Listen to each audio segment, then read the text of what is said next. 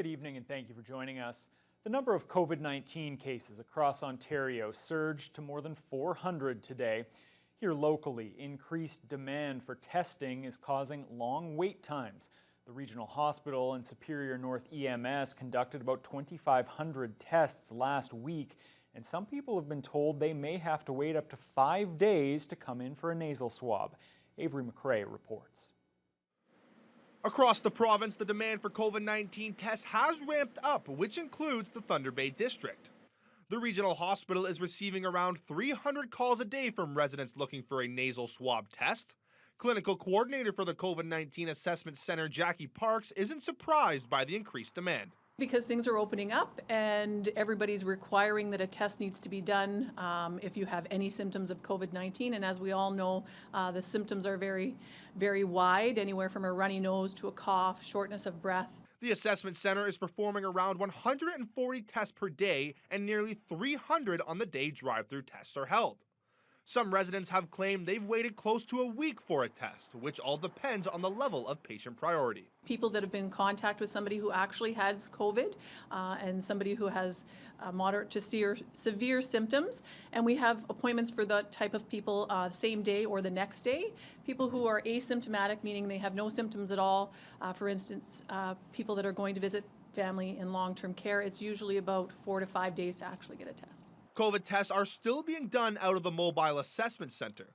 Asymptomatic residents can book a test online on the hospital's website, and those with symptoms or looking to test their child should call the hospital COVID hotline at 935-8100. The testing center will be moved to a more permanent area out of the hospital's medical center in 2 weeks. That's expected to increase the hospital's testing capacity, but more help may still be needed. I think that we can definitely continue to see that ramping up. The capacity is just going to be, I think, unmanageable to some extent. I work with Ontario Health as well as with the community partners. I think here in Thunder Bay we're going to have to start taking a community approach to testing, and that the assessment center should not be the only place that will be doing testing. I'm working with a bunch of different partners in the community to start making that happen. The Ford government has been in talks with Shoppers Drug Mart over the past few weeks to offer COVID-19 testing at their pharmacies for people not showing any symptoms of the coronavirus. There has been no word on when or if that proposal is moving forward. Avery McRae, TBT News. Local Medical Officer of Health Dr. Janet DeMille believes the rising case count across Ontario means the much-discussed second wave of COVID-19 is upon us. And while she doesn't think it's time to impose additional restrictions on gathering sizes here in our region, that could quickly change.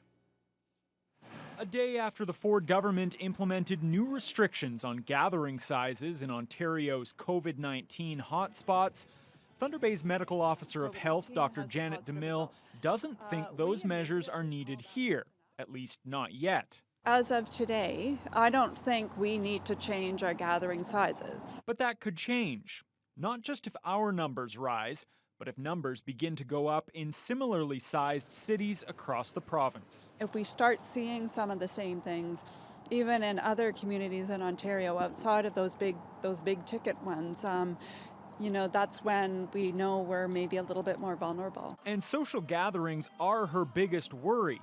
DeMille insists that if people are going to get together, they have to continue to act responsibly. Maybe you're watching the NHL or the baseball. You need to make sure that all those measures, the physical distancing, the wearing of masks, it might seem awkward, it might seem kind of unnatural, but it's fundamentally what we need to do. DeMille fully expects our cases will go up as cold and flu season approaches. But if we remain vigilant, she believes the region can handle the second wave. We navigated through the first wave really well, better than I thought we would at the beginning, and so I think we have the potential of navigating through a second wave well as well, but it's going to be harder. So while we may not need additional restrictions yet here, Premier Ford today indicated he is prepared to expand social gathering restrictions imposed on 3 hotspots yesterday to other parts of the province if the numbers continue to climb. Colin DeMello reports. Despite consecutive days of rising case numbers, today's COVID-19 count still came as a shock. 401 people tested positive for the virus, a number Ontario hasn't seen since early June, leading to an acknowledgement today from Ottawa's medical officer of health that this indeed is the second wave. Yes, we're seeing a rise in cases, and it's the speed of the increase that concerns us, right? We can't sustain a rapid rise in cases. For those who watch the numbers, the situation is concerning because without any intervention, they say, the transmission rate could double within weeks. As it stands right now, we can expect to see 800 cases per day if we do nothing different by shortly after Thanksgiving. That's what the modeling is showing right now, if we keep this growth rate up. The situation has once again forced the Ford government to react, convening a cabinet meeting to reimpose further restrictions on social gatherings. They're coming because we've had requests from mayors and chief medical officers, and they're calling for help. We're going to be there for them, and we're going to support them. The mayor of Markham has requested social gathering restrictions in his region, as has the London Health Unit, where Western University has recorded at least 24 cases. And then there are the COVID-19 testing centers, which have been overwhelmed with long lines and early closures. The government is turning to the largest pharmacies, including Shoppers Drug Mart, Walmart, and Rexall, to administer asymptomatic testing. We're putting action into place, no matter if it's increasing the testing capacity, working with the pharmacies, putting mobile units and hotspots throughout the province. While the second wave might already be here, the province will unveil its fall preparedness plan next week. Local MPP Judith Monteith-Farrell is pushing the Ford government to provide more funding to Lakehead Public Schools and other boards in her riding to help pay for COVID-19 upgrades. Monteith-Farrell questioned Education Minister Stephen Lecce at Queen's Park. She quoted a letter sent to Lecce recently by Lakehead Board Chair Ellen Chambers, asking the province to fully fund all required safety measures in schools. Chambers says asking school boards to dip into reserves to ensure students and teachers are safe creates inequities across the province, and Monteith-Farrell agrees. The Lakehead Board requested the provincial government fully fund ventilation updates, health and safety equipment, and proper physical distancing in classroom and buses. Minister, when will this government finally decide to fund a safe start to school? Good question.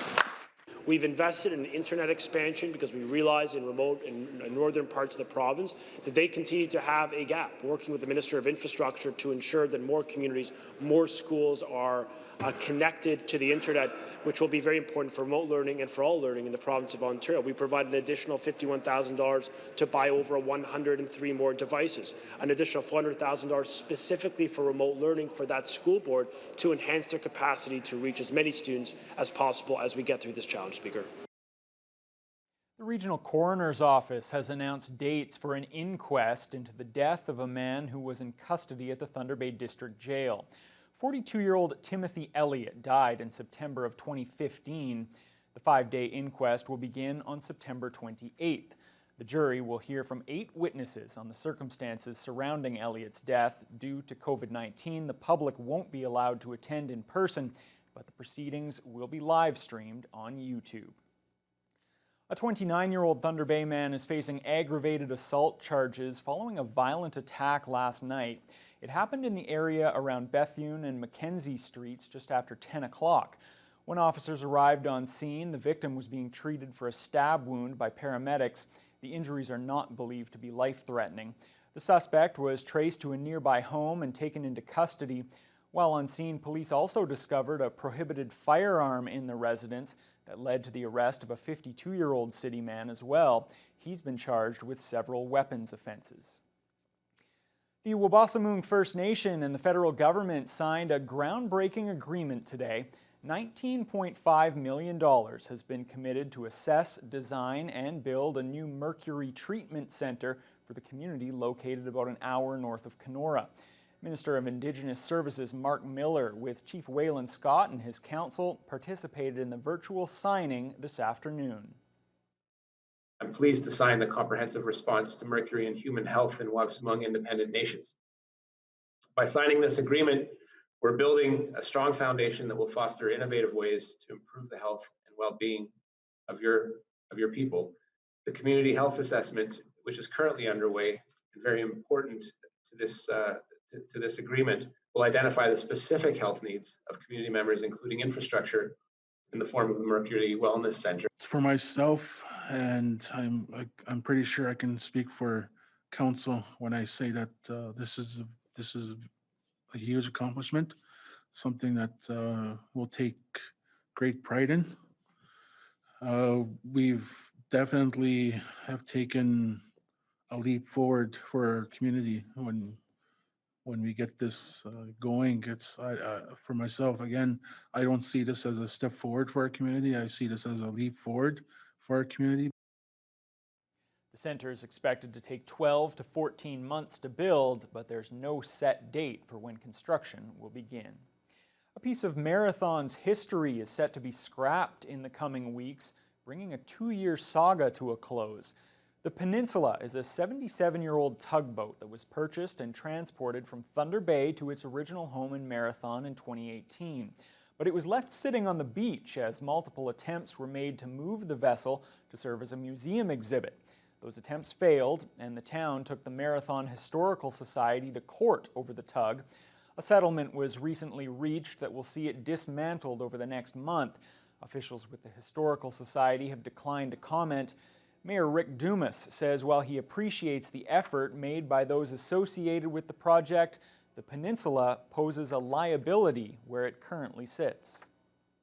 We had to consider the liability to the community and to the taxpayers and make a tough decision, because it is a tough decision. You know, they raised $100,000 to buy the tug, and a lot of people put a lot of blood, sweat, and tears into that project. But at the end of the day, it's looking over the best interest of the community. The council made a decision based on the liability and the interest of the communities to dismantle the tug. That contractor will be in Marathon sometime mid-October to start the process.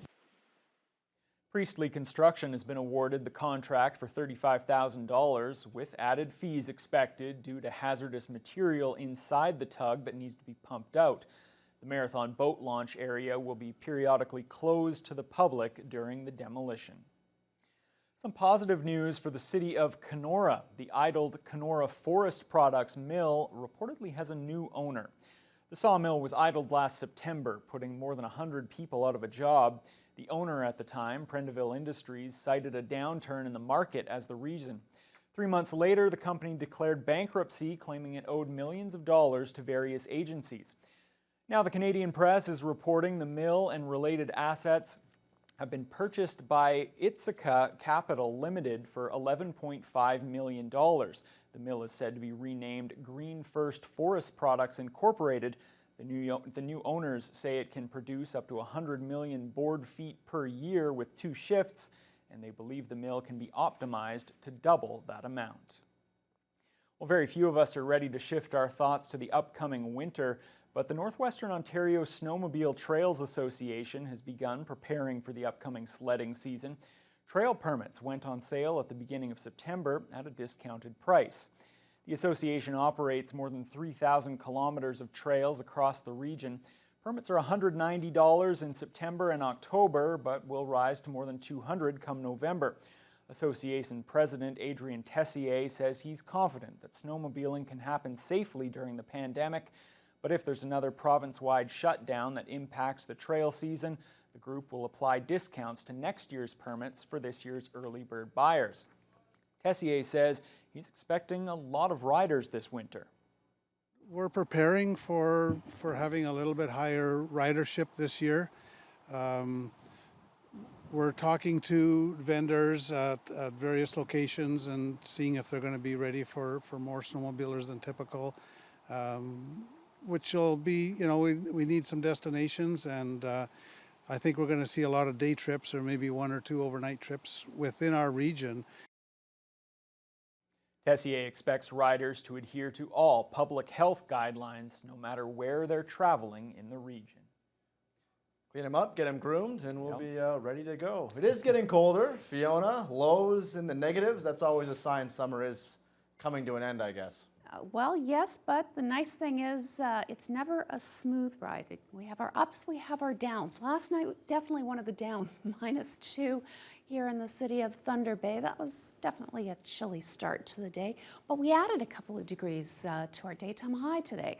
Topped out at 15 despite some increasing clouds in the afternoon. Winds were out of the southwest, 13 at times, as much as 32 kilometers per hour. And if we look to the west, similar temperatures in Fort Frances, at least during the day. Last night, they dropped down to -6, so I consider us maybe a little bit lucky that we didn't get that cold. But they are under mostly cloudy skies to the west. Kenora at 11, 13 in Dryden, 12 in Red Lake, 13 in Sioux Lookout. As we head further east into Armstrong, they're at 12. Greenstone is at 10. Also under mostly cloudy skies. Marathon matching those temperatures, and Sault Ste. Marie has had the temperature dip a little bit in the last few hours. They're currently at 11, despite being under mostly sunny skies. Now, here in the city of Thunder Bay, we are going to see a milder night than last night. We're actually going to stay on the plus side, quite healthy, at 4 Celsius, but increasing cloud and rain, maybe even some drizzle by the overnight hours and into the early morning period. Now, for Saturday, we've got this pocket of rain right around Lake Superior, so we are looking at some precipitation and continuing cooler temperatures. Here's the good news. We have some warmer air pushing in from the southwest, and as we head into our new week, temperatures are actually going to be rising as we christen the new fall season. I'll have more details on when that will happen later on in the news hour. That is music to my ears. Thanks a lot, Fiona. Well, Conservative premiers have a big ask of the federal government ahead of the throne speech. We'll have the details for you when we return. Right now is more important to Canadians than healthcare.